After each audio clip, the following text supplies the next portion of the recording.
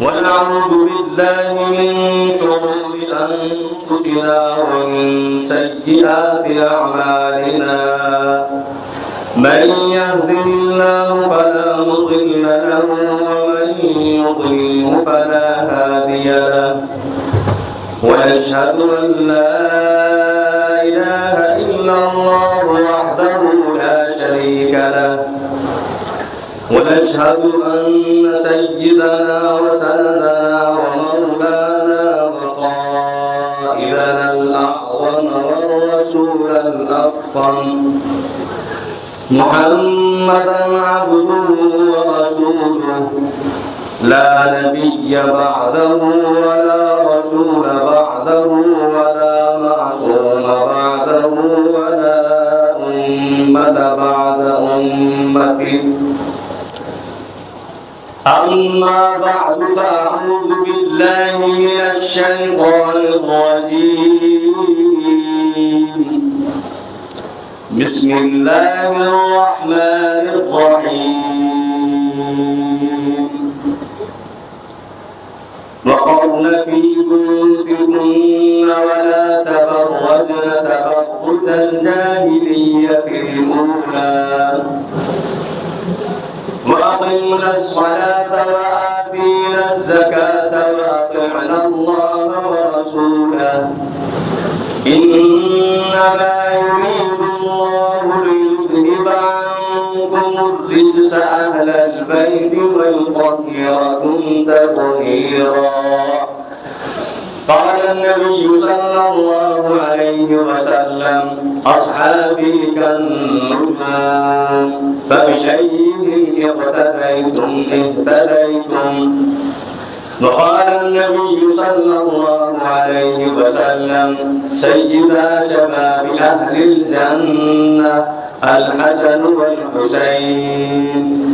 وقال النبي صلى الله عليه وسلم اللهم هؤلاء أهل بيتي أو كما قال النبي صلى الله عليه وسلم صدق الله العظيم وصدق رسوله النبي الكريم ونحن على ذلك لمن الشاهدين والشاكرين والحمد لله رب العالمين مؤمنین اہل سنت آپ حضرات سے مؤدبانہ درخواست ہے کہ انتہائی ادب و احترام کے ساتھ حصول ثواب کے لیے درود پاک تلاوت کر دیں کوئی ساتھی خاموش نہ رہے انتہائی ادب و احترام کے ساتھ بابا سے بلند اللهم صل على محمد وعلى آل محمد كما صليت على إبراهيم وعلى آل إبراهيم إنك حميد مجيد اللهم بارك على محمد وعلى آل محمد كما باركت على إبراهيم وعلى آل إبراهيم وعلى آل إبراهيم إنك حميد مجيد اللهم أرنا الحق حقا وارزقنا اتباعه وأرنا الباطل باطلا وارزقنا اجتنابه برادر محترم مولانا تنویر الحسن آراد دامت برکاتہم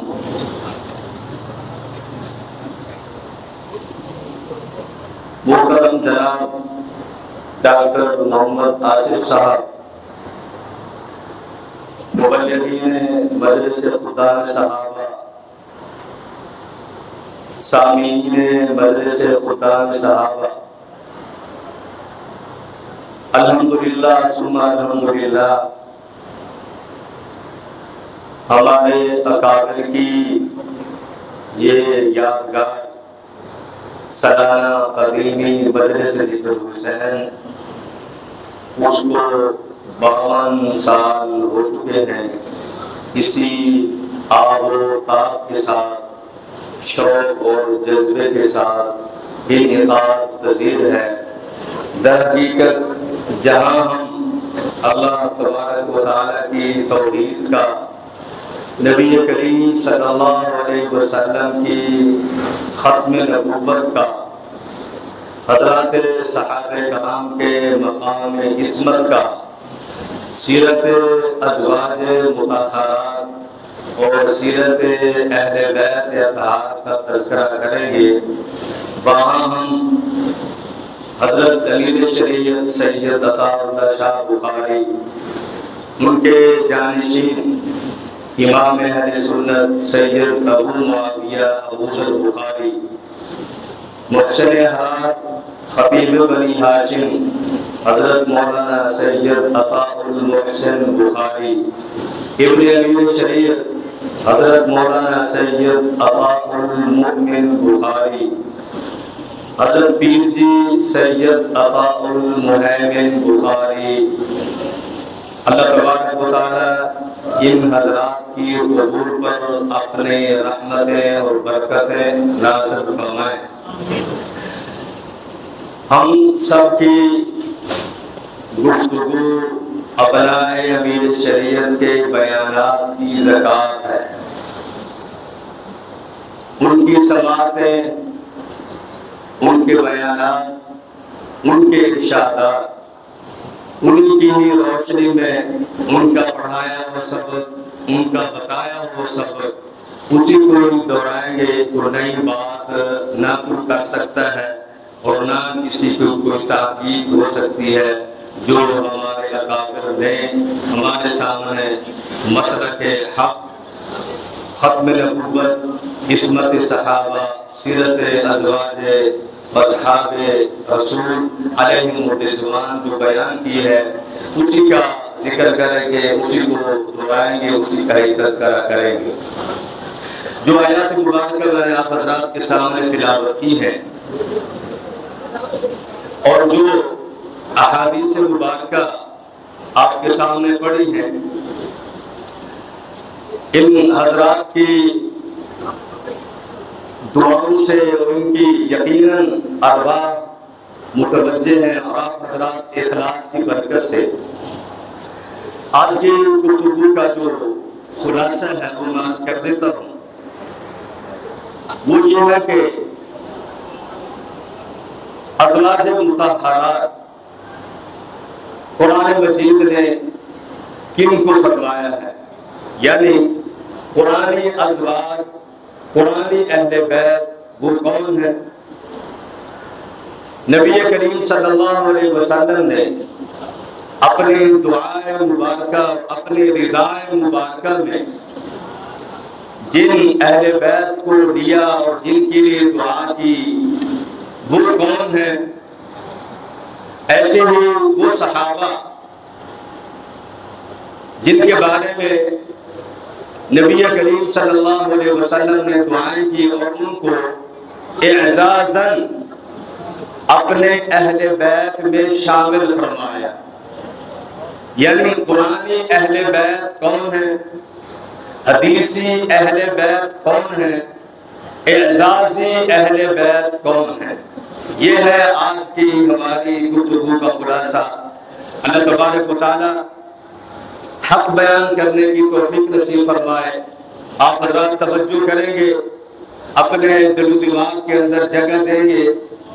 انشاءاللہ فائدہ ہوگا۔ سب سے پہلی بات تو یہ ہے کہ قرآن مجید کی جو آیات مبارکہ آپ کے سامنے تلاوت کی ہے، اس آیات مبارکہ کے اندر نبی کریم صلی اللہ علیہ وسلم کی گھر والیوں کو ہی اللہ نے اہل بیت قرار دیا ہے، اور ان کو یہ اعزاز، ازواج مطہرات کو یہ شرف، ازواج مطہرات کو اللہ نے یہ شان عطا فرمائی۔ اس کا بیک گراؤنڈ کیا ہے، پس منظر کیا ہے؟ وہ یہ ہے کہ سن 7 ہجری میں خیبر فتح ہوتا ہے۔ اللہ تبارک و تعالی مسلمانوں کو بہت سارا مال غنیمت عطا فرماتے ہیں۔ مال غنیمت ملتا ہے تو ازواج مطہرات بھی نبی کریم صلی اللہ علیہ وسلم کی خدمت میں حاضر ہوتی ہیں اور عرض کرتی ہیں یا رسول اللہ صلی اللہ علیہ وسلم، اللہ نے اسلام کو مال غنیمت عطا فرمایا ہے، کچھ فراوانی ہو گئی ہے، ہمارے اخراجات کے اندر بھی کچھ اضافہ فرما دیجئے، ہمارے اخراجات میں کچھ اضافہ فرما دیجئے۔ نبی کریم صلی اللہ علیہ وسلم کو یہ بات پسند نہ آئی۔ نبی کریم صلی اللہ علیہ وسلم ناراض ہو گئے، تقریباً 1 ماہ تک آپ ناراض رہے، اور بالآخر اللہ تبارک و تعالی نے نبی کریم صلی اللہ علیہ وسلم پر آیت مبارکہ نازل کر دی، اور اس آیت مبارکہ کے اندر بھی ازواج مطہرات کی ایک منفرد شان وہ ارشاد فرمائی گئی کہ اب تمہاری نسبت نبی کریم صلی اللہ علیہ وسلم کی ذات گرامی کے ساتھ ہو گئی ہے، اب تم نبی کریم صلی اللہ علیہ وسلم سے دنیا طلب نہ کرو، تمہارے دل میں آخرت ہونی چاہیے، تمہارے دل میں دنیا کی محبت نہیں ہونی چاہیے۔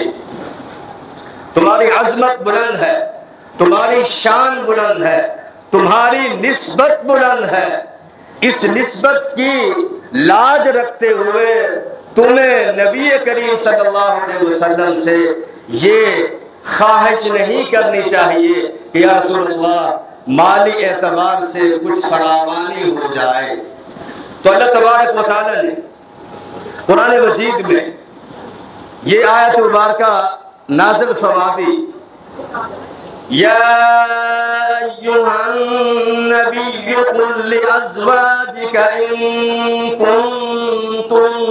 تردن الحیاۃ الدنیا وزینتها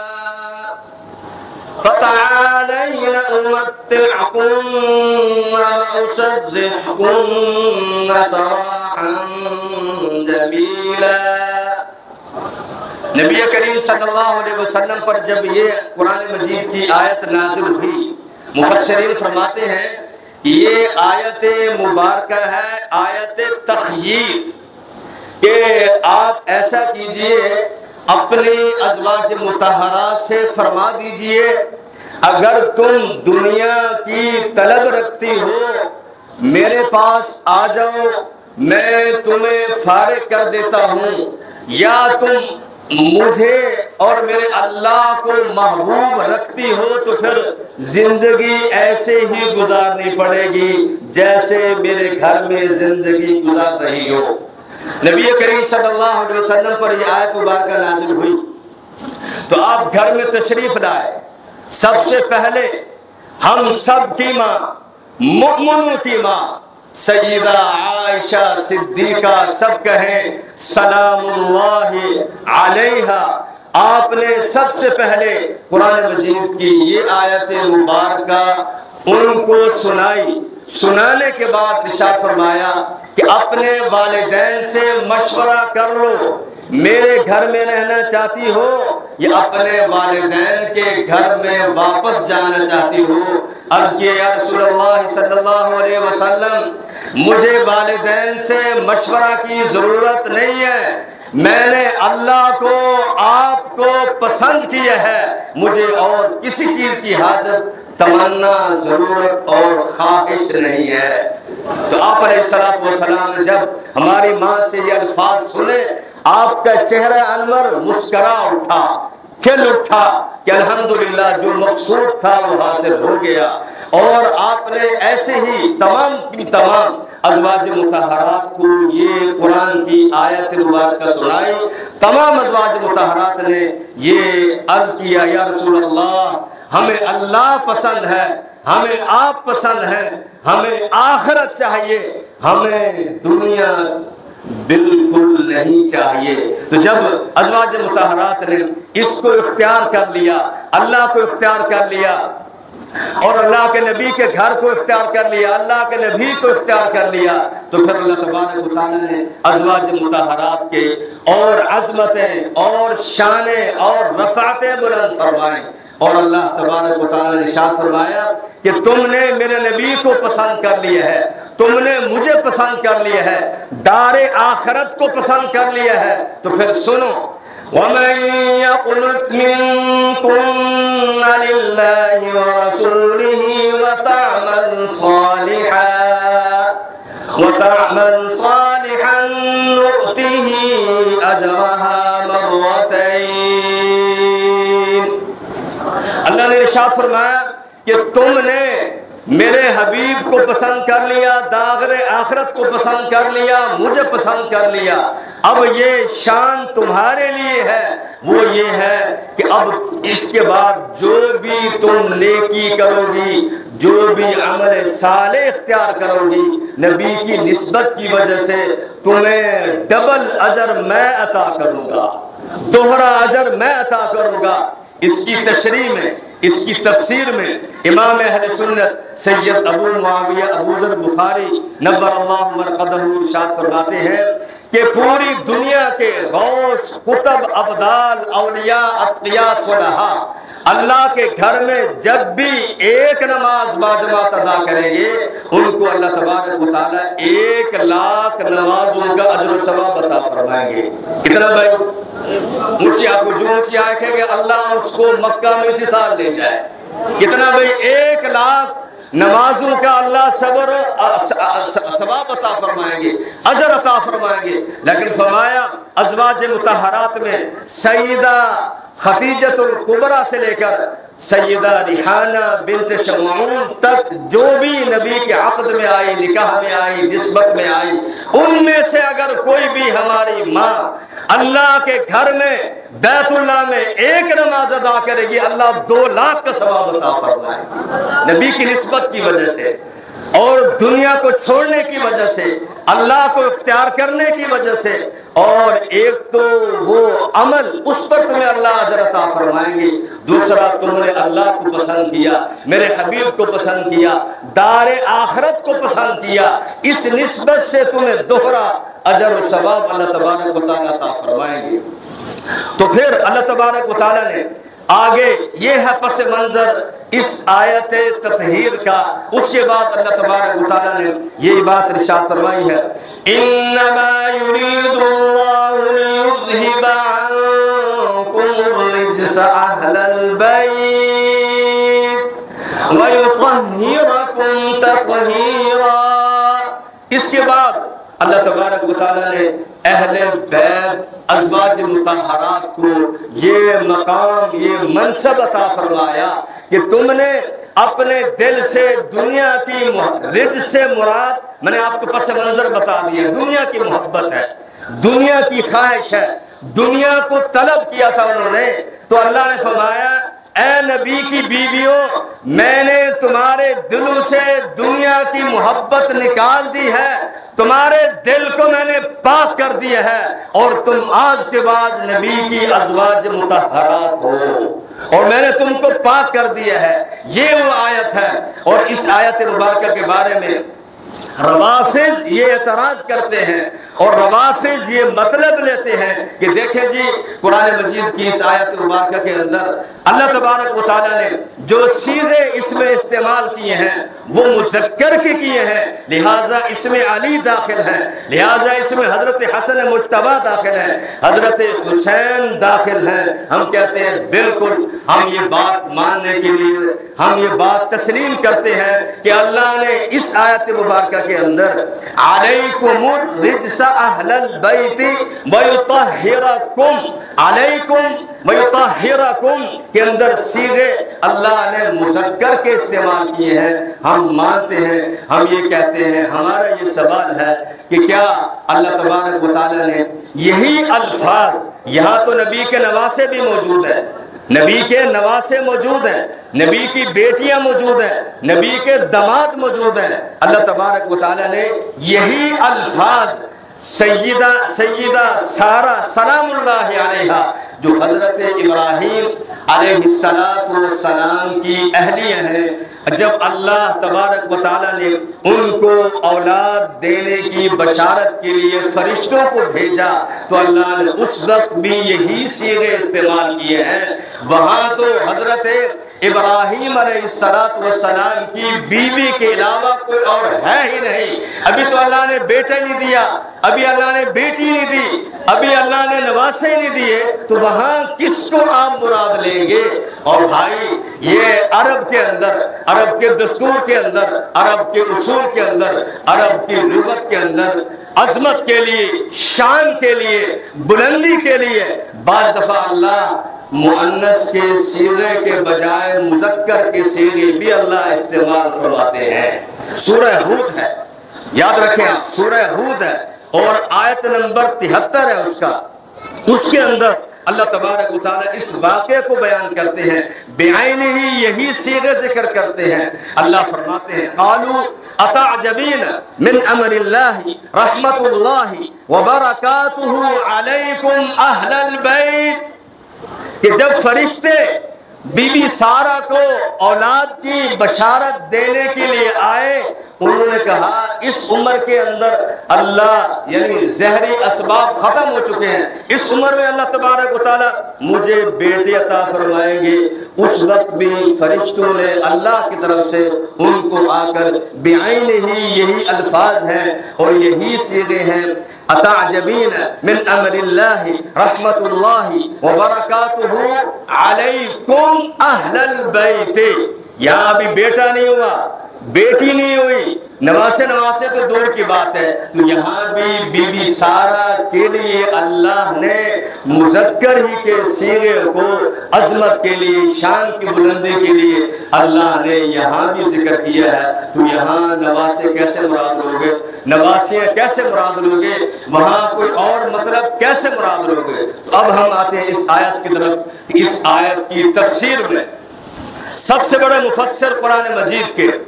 جن کو تفسیر کا سرٹیفکیٹ محمد عربی صلی اللہ علیہ وسلم نے عطا کیا، ان کا نام نامی اسم گرامی ہے حضرت عبداللہ بن عباس۔ کیا نام ہے؟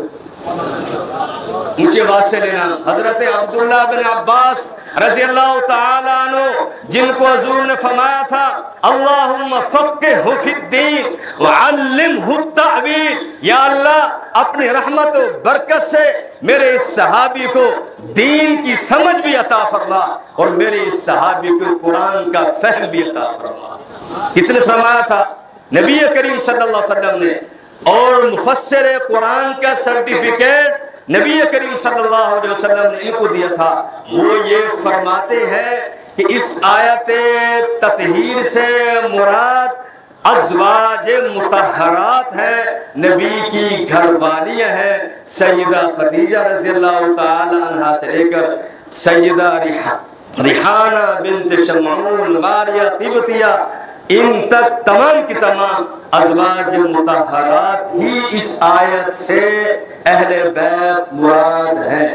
ٹھیک ہو گیا جی؟ حضرت عبداللہ بن عباس رضی اللہ تعالیٰ کے شاگرد ہیں، حضرت اکرمہ تابعی ہیں،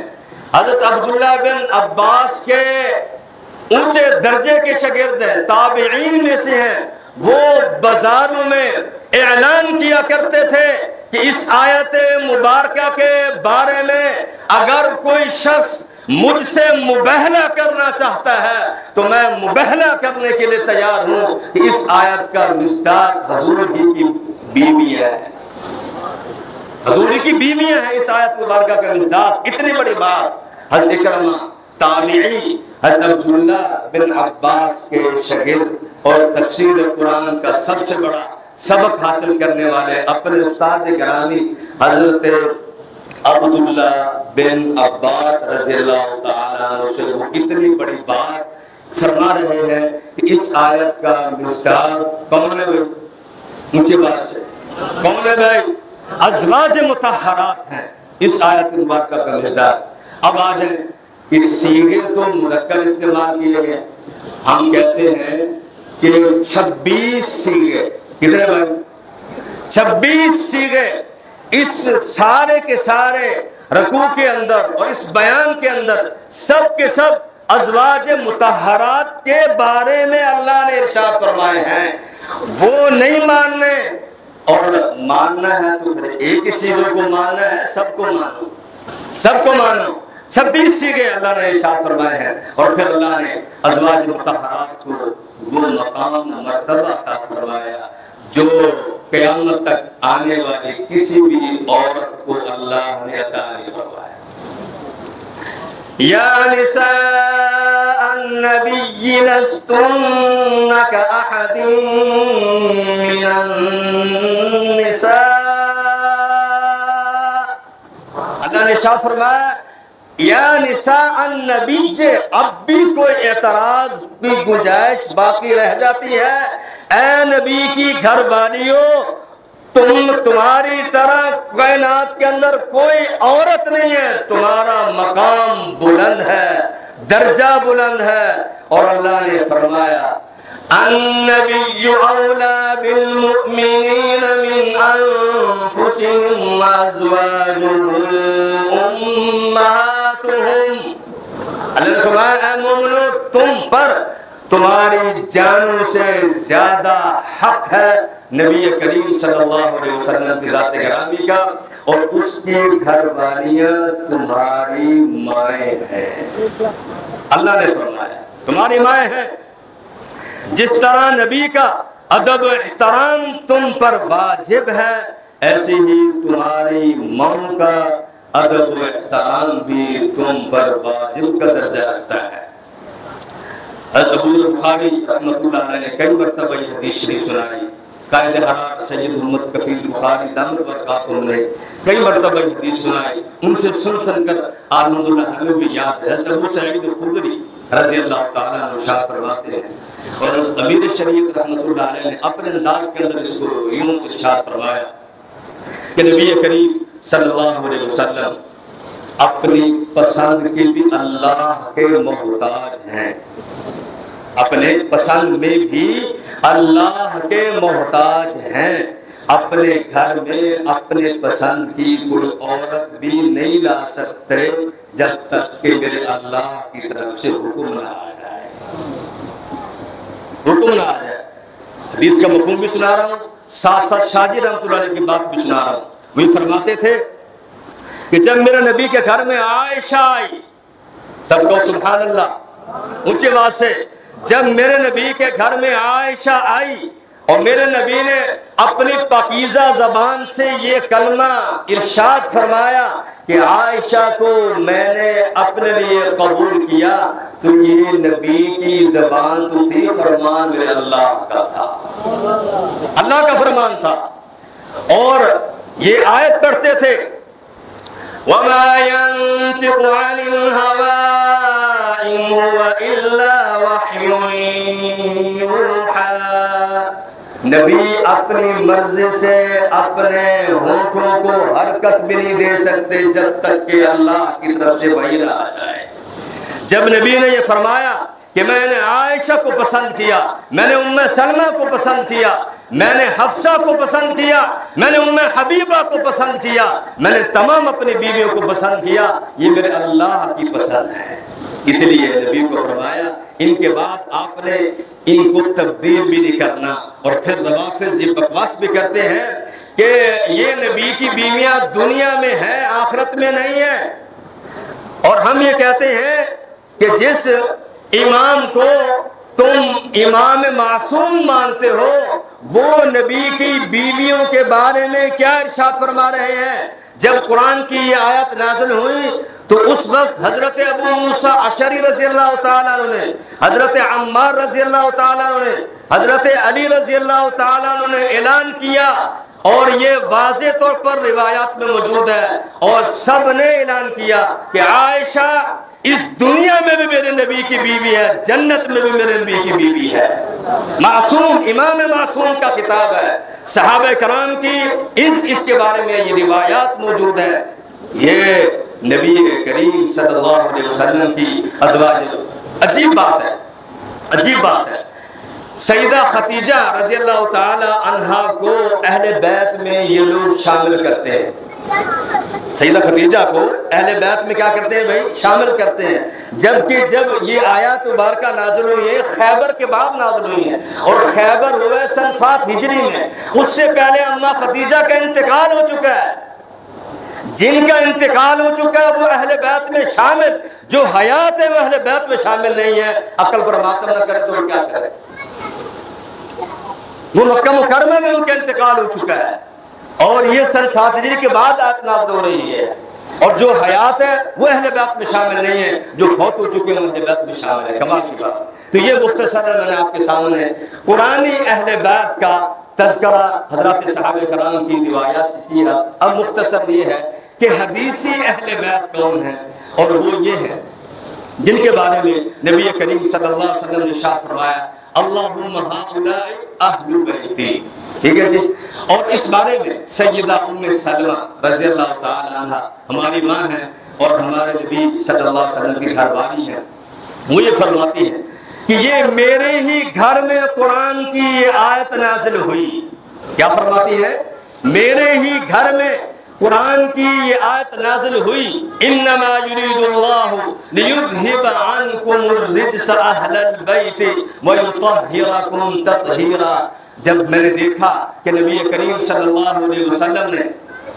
حضرت علی رضی اللہ تعالیٰ عنہ کو، حضرت حسن مجتبیٰ کو، حضرت حسین کو،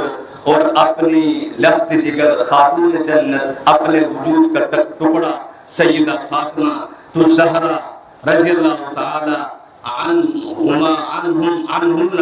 جب ان کو سب کو چادر میں لپیٹ کے اللہ سے دعا کی اللہم ہؤلاء اہل بیتی، یا اللہ یہ بھی میرے اہل بیت میں شامل ہیں، ان کو بھی میرے اہل بیت میں شامل کر لیجئے۔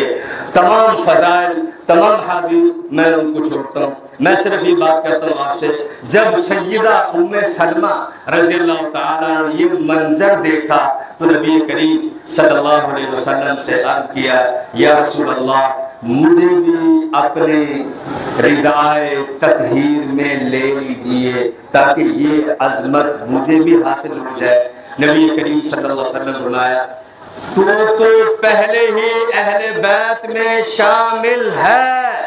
اللہ نے تمہیں قرآن کی روح سے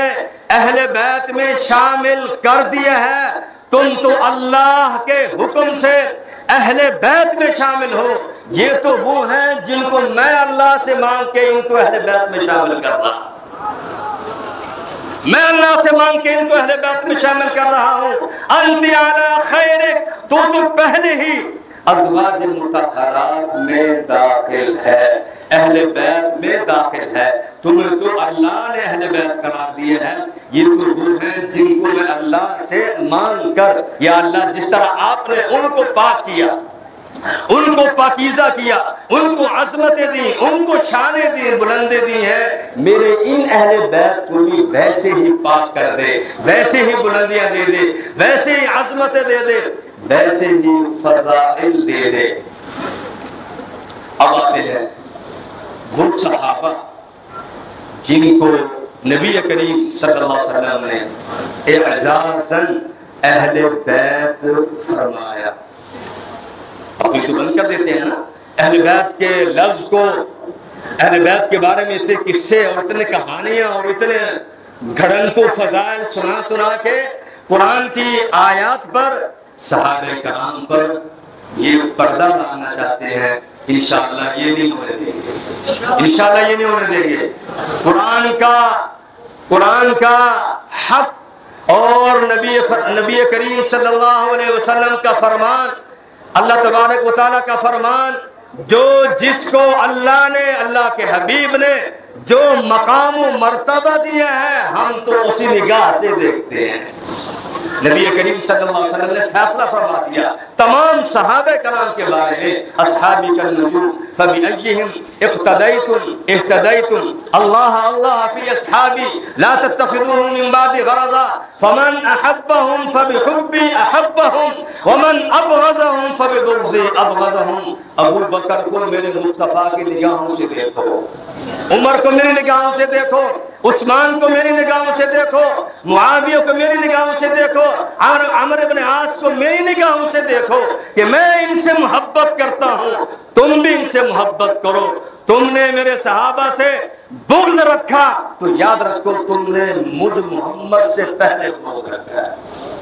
بات ختم کر دی، اصول ارشاد فرما دیے۔ اللہ کے نبی نے اہل بیت کے بارے میں بھی بیائی نے ہی یہی جملے ارشاد فرمائے، یا اللہ یہ میرے اہل بیت ہیں، یا اللہ جو ان سے محبت کرے تو ان سے محبت فرما، یہ بھی برحق ہے اور نبی کا وہ فرمان بھی برحق ہے۔ ہمارا اس پر بھی ایمان کامل ہے، اس پر بھی ایمان کامل ہے۔ حضرت امیر شریف رحمۃ اللہ علیہ فرمایا کرتے تھے کہ قرآن میری آنکھیں ہیں، قرآن میری آنکھیں ہیں اور حدیث مصطفیٰ میری عینک ہے۔ ہم قرآن کو بھی مانتے ہیں، حدیث کو بھی مانتے ہیں۔ قرآن نے جن کو اہل بیت کہا ہمارے وہ بھی سر کا تاج ہے، ایمان کا حصہ ہے، محبت کا مرکز ہے، معیار ایمان ہے، اور جن کو نبی نے اپنی دعا کی برکت سے اہل بیت کہا وہ بھی ہمارے سر کا تاج ہے، ایمان کا حصہ ہے۔ ان سے محبت کے بغیر ہمارا ایمان نہ مکمل ہے، بخشش نہ مکمل ہے، نجات کا مدار ان پر ہے۔ تو اب آتے ہیں وہ صحابہ جن کو نبی کریم صلی اللہ علیہ وسلم نے بھی فرمایا اعزازاً کہ یہ بھی میرے اہل بیت میں شامل ہے، یہ اعزازی اہل بیت ہے۔ قرآن اہل بیت یاد کر لیں، آج کا سبق قرآن اہل بیت ازواج مطہرہ، حدیثی اہل بیت حضور کے یہ نواسے اور بیٹی اور داماد۔ ایسے ہی اعزازی اہل بیت حضرت سلمان فارسی رضی اللہ تعالیٰ عنہ کو آپ نے فرمایا سلمان بھی میرے اہل بیت میں شامل ہے۔ اونچے بات سے آپ نے فرمایا اسامہ بن زید، اللہ اکبر، اسامہ بن زید، آپ نے حضرت اسامہ کو وہی محبتیں دی جو حسن و حسین کو دی، ان کے باپ، اللہ اکبر۔ پورے قرآن میں کسی صحابی کا نام نہیں ہے، کسی بھی صحابی کا نام پورے قرآن میں اللہ نے لیا، ایک حضرت زید رضی اللہ تعالیٰ عنہ ہے جن کا نام اللہ نے اپنے پاک کلام میں لیا۔ فَلَمَّا قَضَى زَيْدٌ مِّنْهَا وَطَرًا زَوَّجْنَاكَهَا فَلَمَّا قَضَى زَيْدٌ، ان کے بیٹے حضرت اسامہ رضی اللہ تعالیٰ عنہ کو بھی اللہ کے نبی نے فرمایا اسامہ بھی میرے اہل بیت میں شامل ہے۔ حضرت واصلہ رضی اللہ تعالیٰ عنہ کے بارے میں بھی آپ صلی اللہ علیہ وسلم نے ارشاد فرمایا یہ بھی میرے اہل بیت میں شامل ہے۔ نبی صلی اللہ علیہ وسلم نے جس کو جو مقام و مرتبہ عطا فرمایا ہم ان کو وہی اسی طرح ہی مانتے ہیں جو جس کا مقام ہے۔ آمنا مصدقنا۔ اللہ تبارک و تعالی ہماری آج کی اس مجلس کو مبارک فرمائے، ہمارے کافر کی جو محنتیں ہیں اللہ تبارک و تعالی مزید اس کے اندر ترقی عطا فرمائے۔ انشاءاللہ قائدین حضرات تفسیر کتابات ارشاد فرمائیں گے، توجہ کے ساتھ دل جمعی کے ساتھ آپ حضرات سماعت فرمائیں گے۔ وما علینا الا البلاغ۔